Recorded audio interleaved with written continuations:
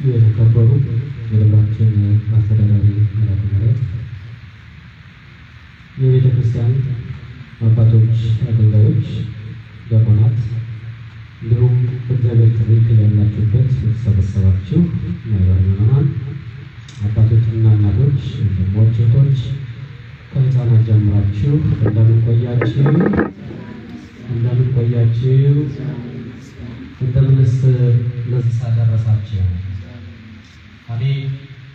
የአባታችንና የአምላካችን የኢየሱስ ክርስቶስ ስም የተመሰገነ ይሁን። ኃጢአታችንን በይቅርታው አጥቦልን ሳምንቱን በሙሉ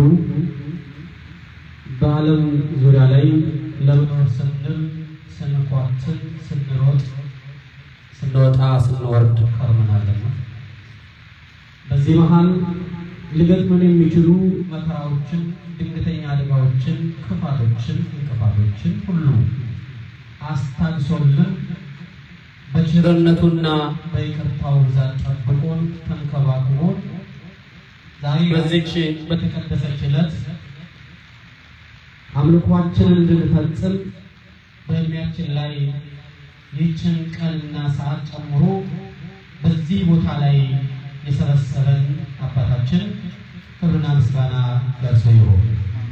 ክብርና ምስጋና ለእርሱ ይሁን። ክብርና ምስጋና ለእርሱ ይሁን። በእውነት ምን እንደማስተምር አላውቅም። የያዝኩትን ትምህርት ዲያቆን ናቲ አስተምሯል። ምናልባት እሱን ካልመለስኩ በስተቀር በአማርኛው እየተሰባበረ ቢሆንም ለልጆቹ ባዘጋጀው እንግሊዝኛ መሀል እያስገባ አስተምረዋል። በእውነት በቅን ልብ፣ በንጹሕ ልብ፣ በንጹሕ አእምሮ በአእምሯችን ላይ እንዲከተብ አድርጓል። እግዚአብሔር አምላክ በጥበብ ያሳድግልን። ዛሬ ከትምህርቱን ርዕሱን ላነሳና ወደ ሌላ ውስጥ እገባለሁ። ነገር ግን እግዚአብሔር ቢፈቅድ ብዬ ያዘጋጀሁት እንድንማር ዮሐንስ ወንጌል ምዕራፍ 15 ከቁጥር 17 ላይ ያለው ነበር። እንዲህ ይላል፣ እርስ በርሳችሁ እንድትዋደዱ ይህንን አዝዣችኋለሁ ይላል። ቅድም በወንጌሉ ላይ ሲነበብ እንደሰማችሁት ይህ የዕለቱ ወንጌል ጌታችንና መድኃኒታችን ኢየሱስ ክርስቶስ ከመለየቱ በፊት ለደቀ መዛሙርቱ ካስተማራቸው በተለይ አበይት ወሳኝ ቀጣይ የሚመጣውን ዓለም ማሸነፍ የሚችሉበት አንዱ መዶሻቸው እርስ በርሳቸው መዋደድና ፍቅር። ቅድም ሲባል እንደሰማችሁት ፍቅር እግዚአብሔር አለ፣ ፍቅረ ቢጽ አለ። ባልንጀራህን፣ ወዳጅህን፣ ወንድምህን፣ አብሮ አደግህን፣ ጎረቤትህን፣ የሥራ ባልደረባህን አጠገብ ያለውን ብቻ ደግሞ የአዳምን ልጅ በአጠቃላይ መውደድ እንዳለባቸው ቢሆንም በመጀመሪያ ግን ለደቀ መዛሙርቱ ይህንን መነሻ ነበር የሰጣቸው። ያላቸውም ከስብከታቸው በፊት እንደዚህ ኢየሩሳሌምን ለቀው በአረቡ ሀገር፣ በህንድ፣ በአፍሪካ፣ በግሪክ ኢየሩሳሌምን ለቀው ለወንጌል ይሰደዳሉ። ወንጌልን ለማስተማር ክርስቶስን ሊገልጡ ወደ ዓለም አደባባይ ይወጣሉ። በዚህ ዓለም አደባባይ ላይ ግን የሚገጥማቸው እጅግ ፈታኝ ነገር እንደሆነ ቅድም ዲያቆኑ እንዳለው የፊት ወይም ከፊት ለፊት የሚመጣው የሚጠብቃቸው ፍትፍት አይደለም፣ መልካም ነገር አይደለም። እንደ ዛሬው ምንጣፍ እያነጠፉ ወንበር የሚያስቀምጥበት ጊዜ አይደለም። ፈተና የበዛበት፣ ስደት የበዛበት፣ መከራ የበዛበት፣ ግርፋትና ስቅላት የበዛበት እንደሚሆን ግልጽ ነው። ስለዚህ መምህራቸው እያስጠነቀቃቸው ይናገራቸው፣ ያስተምራቸው ነበር። ነገር ግን ለዚህ ሁሉ መነሻ ስላቸው መነሻችሁ በፍቅር እርስ በርሳችሁ እንድትዋደዱ ይሄን እላችኋለሁ። ላይ ከቁጥር 12 ላይ እኔ እንደወደድኋችሁ እርስ በርሳችሁ እንድትዋደዱ የኔ ትእዛዝ ይችላል። እኔ ምን እንዳልኳችሁ፣ እኔ እንደወደድኋችሁ፣ እኔ እንዳፈቀርኳችሁ፣ እኔ ከአባቴ ዘንድ መጥቼ የእናንተ የእናንተን ሥጋ ለብሼ ኃጢአታችሁን ይቅርልን ኃጢአታችሁን ላነጻ እናንተን ቅዱስ በሆነ መንገድ እንድትመላለሱ ለማለት ኃጢአታችሁ ላነጻ ንጹሕ በግ ሆኜ ሊታረድላችሁ ዋጋ ከፍላችሁልኝ አይደለም እንዲሁ በነፃ እንደወደድኳችሁ እንዳፈቀርኳችሁ ፍቅር ሳቦ ለወልድ ኃያል መንበሩ ዋጽሖች ሰለሞን እኔ ከሰማይ ከአባቴ ከመንበሩ ፍቅር ሳበኝ የእናንተን ሥጋ እንዲለብስ አደረገኝ እስከ ሞት ድረስም አበቃኝ። ይህን ሰዎች ሳከብራችሁ ሳፈቅራችሁ ግን ዋጋ ከፍላችሁልኛል። እንደውም በዳዮች ነበራችሁ። ግን አለ እኔ እንደዚህ እንደወደድኳችሁ አለ ትእዛዜን ምሰጣችሁ ማበክሬ ምነግራችሁ እንደወደድኋችሁ ምናምን ያላችሁ እርስ በርሳችሁ እንድትዋደዱ ይህን እጽፍላችኋለሁ አለ። ክብር ለእግዚአብሔር ይሁን። እኔ እንደወደድኳችሁ እርስ በርሳችሁ እንድትዋደዱ ይህን ነው የሚለው 17 እና 12 የሁሉ የዚህ ምዕራፍ መቋጫዎች ናቸው። የ17ቱም የ12ቱም በቁጥር ላይ ያለው እንዲህ ነው።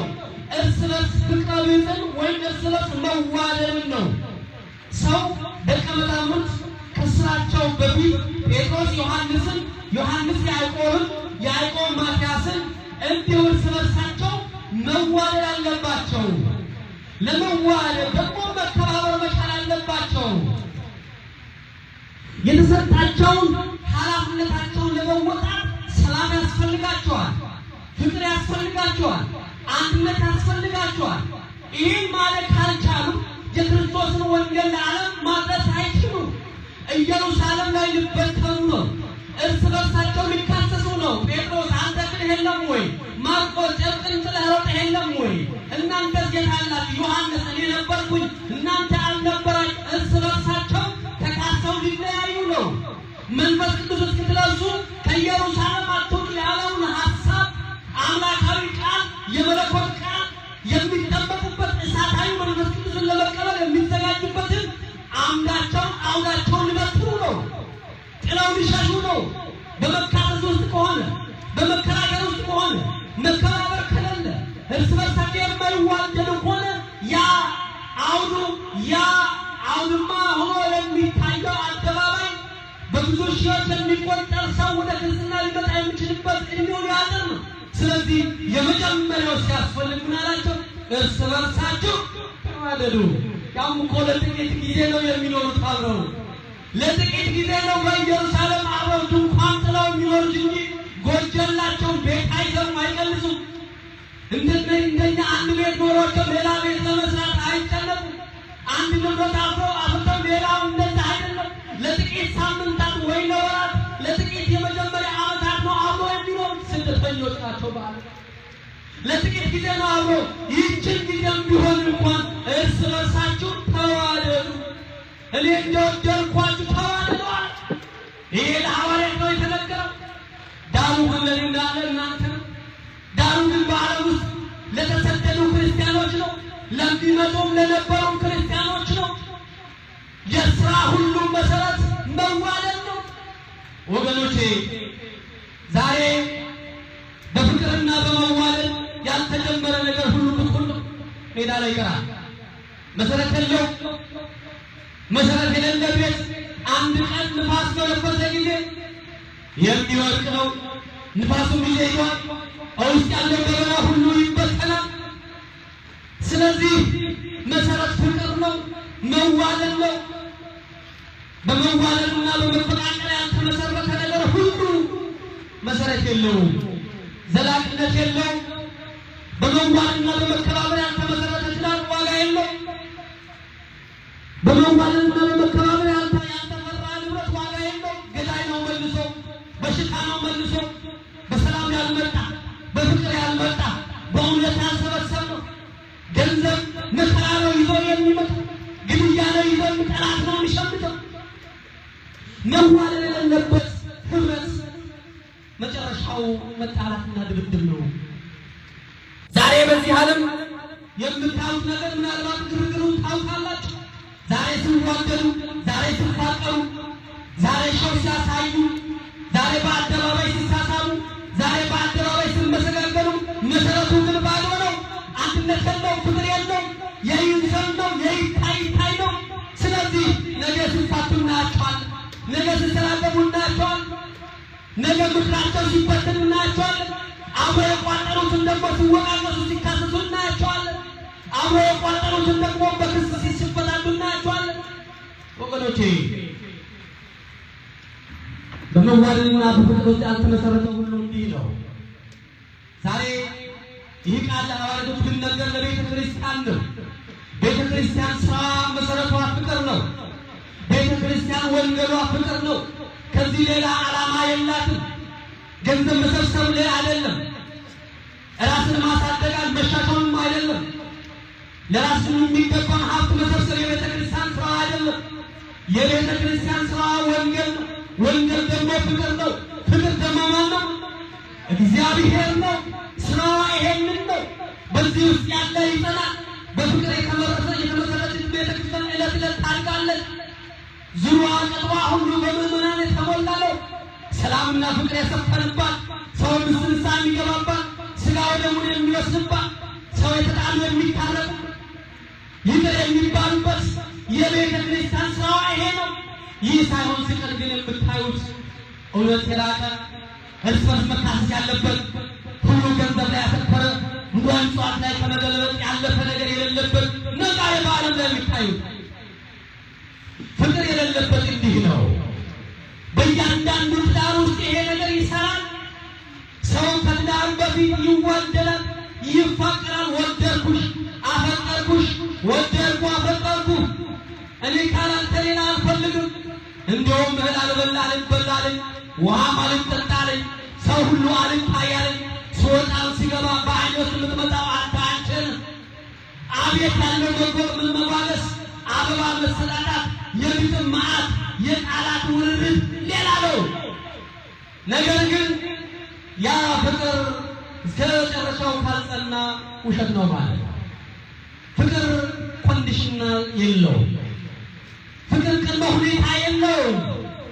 ወደ ቤት ስቦ እስከሚያስገባ ፍቅር የሚያብብ ወደ ቤት ስትገባ የሚጠላ አይደለም። ፍቅር ከቤት ውጭ ሲሆን የሚያከብራት፣ ቤት ስትመጣ ግን የሚያንቋሻት ከሆነ ፍቅር ሊሆን አይችልም። ፍቅር ትናንትና ፍቅራት አበባ የሰጣትን ልጅ አንስቶ ቤተልሔም በጥፊያ የሚመታት ከሆነ ፍቅር አይደለም፣ እውነተኛም አይደለም፣ ሊገለጥ አይችልም። ክርስቶስ በዚህ ውስጥ አይታይም። ክርስቶስ በዚህ ውስጥ አይከብርም። ስለዚህ የትዳር መሰረቱ ፍቅር ነው። በፍቅር ውስጥ እግዚአብሔር እዛ ውስጥ አለ። በዛ ውስጥ መከባበር አለ። በዛ ውስጥ አንዱ በአንዱ ሕይወት ውስጥ መኖር አለ። በዛ ውስጥ አንዱ በአንዱ ሕይወት ውስጥ ተንጠልጥሎ ለድህነት መብቃት አለ። ወንጌላችን ይሄንን ነው። ዛሬ ሰው በዚህ ውስጥ ማደግ አለ። የምንማረው ወንጌል ዕለት ዕለት ልናድግ ያስፈልጋል። አምና በተማርነው ወንጌል ካልተቀየርን ዘንድሮ የተማርነው ላይ እዛው ቋም ከስረናል ማለት ነው። ስለዚህ የሁሉ መሰረት መዋደድ ነው። ልጆች፣ ሕፃናት እርስ በርሳችሁ ተዋደዱ። ምን ሆኑ? መልሱልኝ። ምን ሆኑ? እርስ በርሳችሁ ተዋደዱ።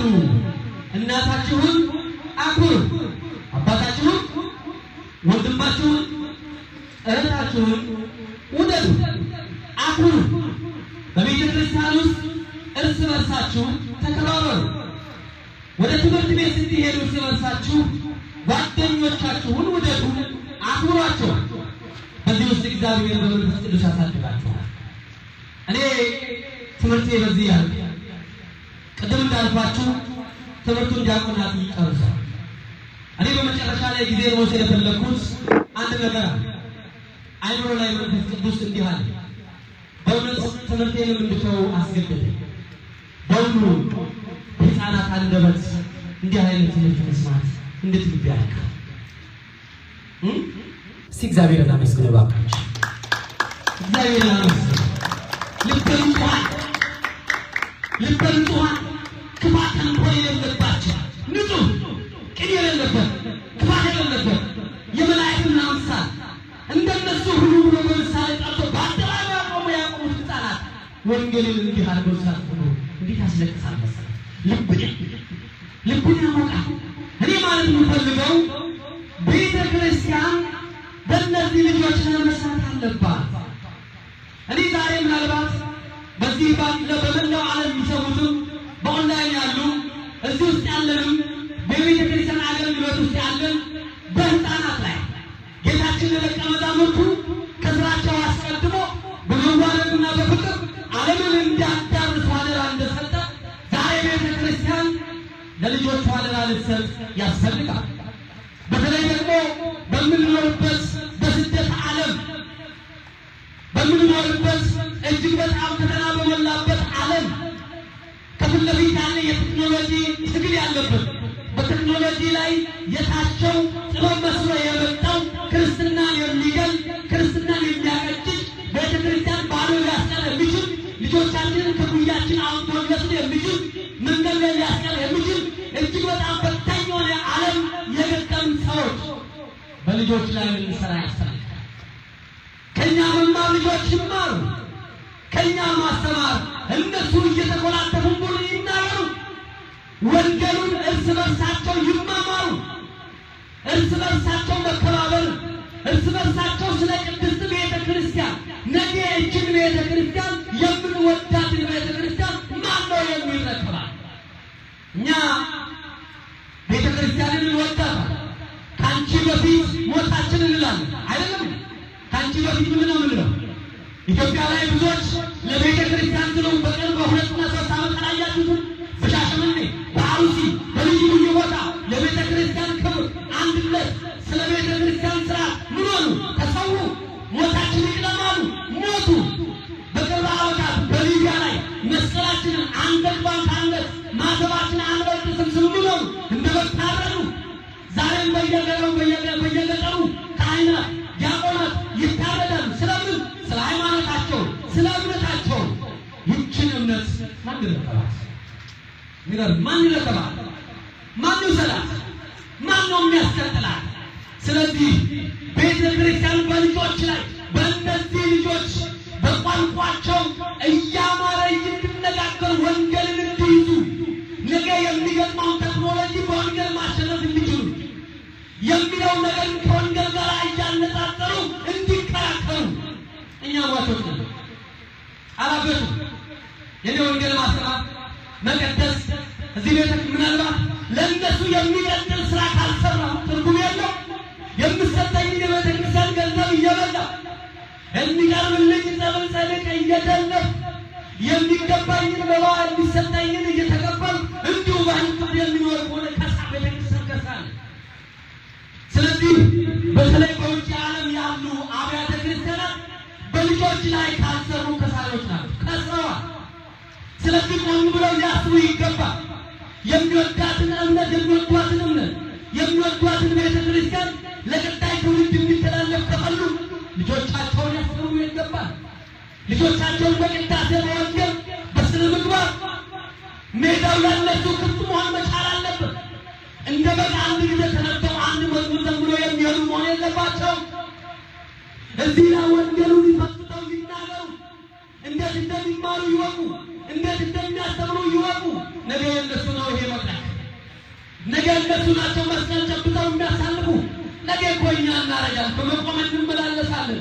እነሱ ናቸው ቀዳሾች፣ እነሱ ናቸው ባራኪዎች፣ እነሱ ናቸው ከበሮ የሚይዙት፣ እነሱ ናቸው ወንጌሉን የሚይዙት። ስለዚህ ስራችን በእነሱ ላይ ካልሆነ ቤተ ክርስቲያን ከስራለች። ምዕመናን በዚህ ለመንቃት መቻል አለባቸው። በዓለም ውስጥ ያሉ ምዕመናን በተለይ በስደት ውስጥ ያሉ ቤተ ክርስቲያን በዚህ ስራ እንዲሰራ ሊያስገድዷቸው ይገባል፣ ሊጠይቋቸው ይገባል። አባቶች ልጆች የታሉ? ስንት ዲያቆናት አፈራን እዚህ ቤተ ክርስቲያን ሊጠየቅ ይገባል። ስንት ዲያቆናት ናቸው ወጡ? ስንት ወንጌላውያን ወጡ? ይሄ ቤተ ክርስቲያን ከተመሰረተ ስንት ዓመት ነው? በዚህ ዓመት ስንት ሕፃን አፈራን? ስንት ዲያቆን ወጣ? ስንት ካህን ወጣ? ስንት ወንጌላዊ ወጣ? ሊጠየቅ ይገባል። ገንዘብ ብቻ እንጠየቅ አያስፈልግም። እኛም ጥያቄ ቤተ ክርስቲያን ይህን ስራ ያስፈልጋል። ዛሬ የምናገራለን ዲያቆናት ሲያስተምር ይበነካ። ስለዚህ ሁሉም ቤተ ክርስቲያን፣ ሁሉም ወላጅ፣ ሁሉም የቤተ ክርስቲያን ሊቃውንት መምህራን ከቤታቸው ጀምረው እስከ በአውደ ምሕረት በልጆች ላይ ስራ ሊሰሩ ይገባል። ይህን ካላደረጉ ከስረዋል። ሁሉም እንደ ግለሰብ ከስረዋል፣ እንደ ቤተ ክርስቲያን ከስረዋል። ይሄ እውነት ነው፣ ሊገለጥ የሚገባ እውነት ነው፣ ሊሰወር የሚችል አይደለም። ሰው የምናስተምር ከሆነ የምናስተምረውን ካላደረግን ከስረናል። የምንናገረውን የማንተገብር ከሆነ ፈሪሳውያን ነን፣ ከእነሱ በመንተሻለን። ሌላው ላይ ቀንበር የምንችል፣ ሌላው ላይ ሀሳብ የምንተረትም ግን የማናደርግ ከሆነ ከስረናል። ከፈሪሳውያን አንለይም። ስለዚህ በልጆች ላይ እንስራ። በምን ላይ እንስራ? መልሱልኝ። በምን ላይ እንስራ? በምን ላይ እንስራ? በምን ላይ እንስራ? በልጆች ላይ። ከየት ይጀምራል? ከቤታችን። ከየት ይጀምራል? ከቤታችሁ። ከቤታችሁ። ይህን ካደረጋችሁ እምነታችሁን ትወዱታላችሁ ማለት ነው። የምትወዳትን ኦርቶዶክስ ማስቀጠል ትፈልጋላችሁ ማለት ነው። ይህን ካደረጋችሁ፣ ስለዚህ ለእምነታችሁ ታመኑ። ሁልጊዜ ምክር አትጠብቁ። ሁልጊዜ እስኪነገራችሁ አትጠብቁ። የምትወዷትን ለማስተላለፍ ጣጥራችሁ ግራችሁ ውጤት አምጡ። ስለዚህ ትምህርቴን ሳበቃ እግዚአብሔር እንደመራ እንደፈቀደ እንደወደደ መንበረ ጸባዖት ቅድስት ሥላሴ የመጀመሪያው ስራው ልጆች ምንድነው? ንገሩኝ። ምንድነው? ሲጀመር ሲመሰረት አሁን እየሰራ ያለ ነገ በጥቂት ዓመት ናትን የሚመስሉ ብዙሃን ተራ በተራ ወንጌል እንዲሰብኩ ሲሰብኩ እግዚአብሔር ይጣል። ይሄ ስራችን ነው። ሴቶቹ ወንጌልን የሚያነበንቡ የሚዘምሩ ብቻ አይደለም፣ ከዘፍጥረት እስከ ዮሐንስ ራእይ የሚተነትኑ የሚተረጉሙ፣ ለሚጠይቁት መልስ የሚሰጡ ወንዶቹ እነ ናቲ፣ እነ አዶኒ፣ እነ ባሮ፣ እነ ሉቃስ፣ ሌሎች እዚህ ላይ ተራ በተራ መስመር ይዘው የሚሰብኩት የሚናገሩት እንዲሆን እየሰራ ሊቃውንት በቅዳሴ እያስተማሩ ሀገራችንን ኢትዮጵያ እንወዳለን አለን። እንወዳለን አለን። አቤት ኢትዮጵያን የማይወድ ማለት ነው አይደል?